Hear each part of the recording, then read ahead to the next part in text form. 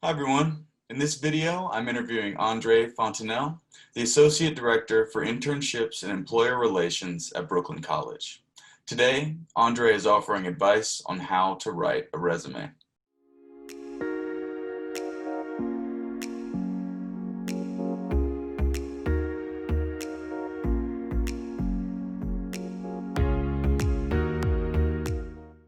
Andre, thanks so much for joining. Thanks for having me, Jackson. So let's start with the format. How important is the format of a resume, and can a messy format alone make or break your resume?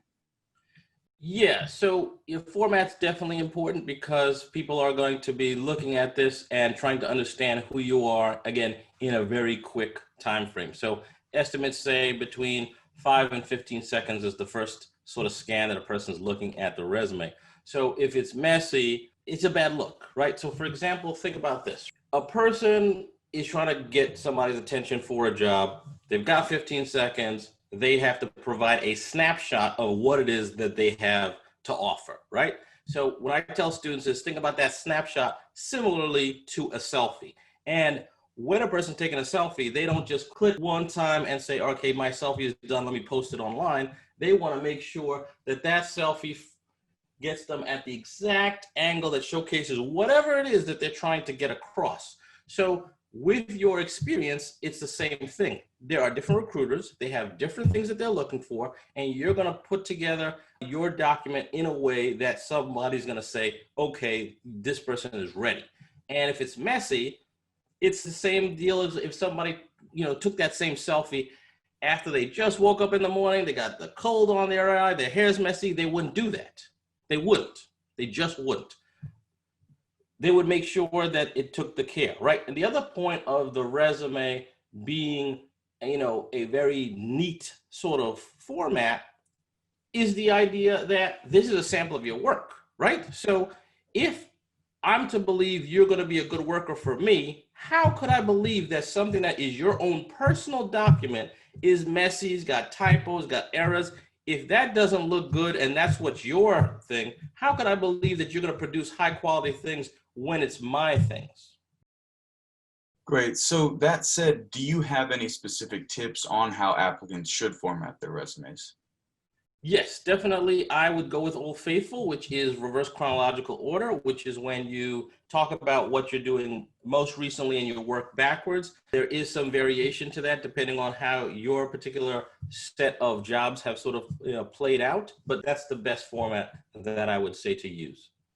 Great. So I have seen some people try to separate their resumes by the pack by getting creative. I've seen people add profile pictures. I've even seen some people format their resumes to look like a giant baseball card. So are these gimmicks good, or should students avoid them?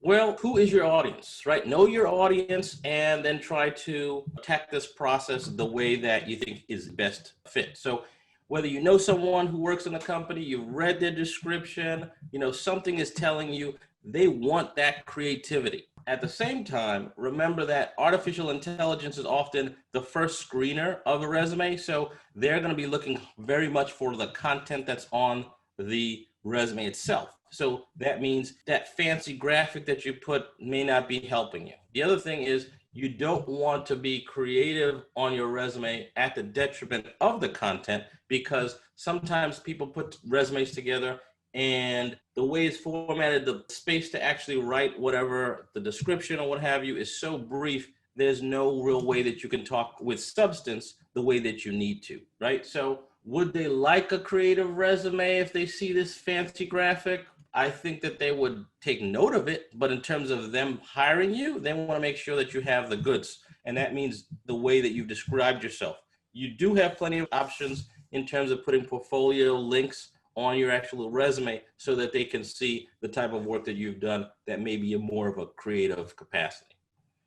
Great. So now on to the content. Other than your previous job descriptions, which we will get into in the next question, what information should applicants include in their resumes? So, you know, Sometimes students put together a summary on their resume. This is actually a very contentious issue in our office. Some people like summaries, some people say no to summaries. And the best advice I would say is someone who has a lot of work experience, who wants to sort of, frame it for somebody who's reading it fast, a summary can definitely be helpful. Another thing that a summary can be helpful is if you sort of use the job description as a way to sort of say to yourself, okay, they said they want A, B, and C. I've got A, B, and C, but it's sort of all over the place on the resume. I can sort of make a point in a concrete way that I have these items on my resume in a summary format. I think that the biggest issue with the summary that sometimes is problematic is that it contains a lot of fluff, right? And so people write these fancy statements that don't really mean much, right? So sometimes I'll see a student and their first word on their summary says inventive, blah, blah, blah. And I go, sir, how are you inventive? And then they smile at me, right? And I said, okay, listen, if you're smiling at me, it means you don't really know how this word inventive connects with what you're trying to accomplish. Don't write something just because it sounds good. It has to be something that you understand as being what you have to offer, right? Now, again, back to the content in terms of laying it out, I did mention the idea that you can put different sections on your resume. We have big four accounting firms that come on campus, and they're always looking for, in addition to the accounting experience, they want leadership, teamwork, customer service, right? So that's great. Now, for a student, you could say to yourself, you know what, I want to showcase this, but I want to make sure that the recruiter sees it. So in that, you can put different sections for the different content that you want to describe. So if you have, work experience, you said this is sort of accounting related experience, you could have accounting related experience section. Then you have a teamwork section if you want, leadership, customer service. You have the ability to put those sections on your resume. However, you want to think very deeply about how these sections that you're going to put connect with, again, what that person asked for on that job description. Again, always back to the audience, right? So as you're thinking about it, you have to think, why am I even doing this section? And I will tell you why putting sections is helpful for you. If I were to show you a bag of Skittles really fast, and I say, this is red, you'd say, okay, it's red. If I show you a bag of Skittles fast and I said, this is maroon, you'd say, okay, it's maroon. But if I flash it real fast and I said, this is black, this is green, you'd say, no, I know Skittles bags, that's red or maroon. It's one of the first two, but it's definitely not the last one. With your experience that someone is looking at on your resume in a very fast way, you have the ability to make it easily digestible. So when you describe your experience, and yes, sure, it is leadership experience, if you label it as such, it helps prime the reader's brain to see it that way, if it's in the realm of believability. But on their own, if they're just reading a work experience section very fast, they may not look at that experience as leadership experience or what have you. So you, again, are sort of helping the reader, right? Great. So now speaking a little bit more specifically about job descriptions, those are the meat of your resume. So do you have any advice on how students should specifically describe their roles in that section? Yes, I would say that in this section of your work experience that you're describing through job description, I want you to take note of the fact that this should be focused on accomplishments. So it's focused on accomplishments, but it's also not just the jobs, it's also your volunteering, your club activities, all of those things you can then describe. So, if you're a member of 10 clubs, it's probably better for you to focus on just listing 3 of those clubs and then describing what you actually do in those 3 clubs versus just listing a lot of experience. Remember that the person who's looking at your resume is understanding it through the words that you're describing, right? They're not in your head. So that means you're going to have to make it crystal clear. And I know it's tough because it's only a little bit of lines that you can write. You really want to think deeply about how you can describe that content using the accomplishments. Because if you focus only on job description, then all the people who ever had your job, then they could put the same exact content on their resume. And you would always say, no, I'm the best. I'm the best blank. All right, well, if you're the best blank, you'll have to prove you're the best blank. I'm a quick learner, he or she says. Okay, quick learner, how are you going to describe that? If for whatever reason you were able to pick up something quickly on the job, you'll label it. I'll give you an example. Let's say you picked up something that's a computer software in 1/3 the time of the typical, intern. Then you could say mastered computerized software, accounting software in 1/3 the time of the typical intern. Okay, great. Now you're saying that's the meat, right?